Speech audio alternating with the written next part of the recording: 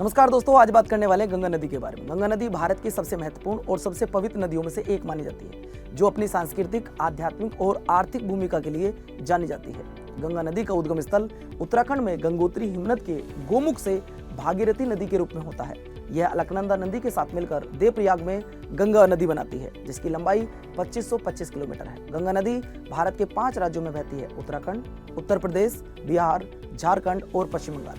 बाद में यह नदी बांग्लादेश में पहुंचती है और बांग्लादेश में इसे पद्मा के नाम से जाना जाता है। अंत में यह नदी बंगाल की खाड़ी में सुंदरवन का डेल्टा बनाती है। गंगा नदी की सहायक नदियां यमुना, सोन, कोसी, गोमती, घाघरा, गंडक, चंबल और रामगंगा है। अगर सांस्कृतिक और धार्मिक महत्व की बात करो तो कुंभ का मेला प्रयागराज में हर 12 साल में आयोजित होने वाला विश्व का सबसे बड़ा धार्मिक मेला है, जो गंगा नदी के तट पर आयोजित होता है। सुंदरवन का डेल्टा गंगा और ब्रह्मपुत्र द्वारा निर्मित यह विश्व का सबसे बड़ा डेल्टा है, जो यूनेस्को विश्व धरोहर स्थल और रॉयल बंगाल टाइगर का निवास माना जाता है। संरक्षण की अगर बात करें तो नमामि गंगे परियोजना, जिसकी शुरुआत 2014 में की गई थी, गंगा टास्क फोर्स गंगा की सफाई और निगरानी के लिए गठित की गई थी। विश्व रिकॉर्ड की अगर बात कर रहा हूं तो गंगा बेसिन में 1 बिलियन से अधिक लोग रहते हैं, जो इसे विश्व में सबसे अधिक घनी आबादी वाला नदी बेसिन बनाते हैं। गंगा नदी को भारत की राष्ट्रीय नदी के रूप में 4 नवंबर 2008 को घोषित किया गया था।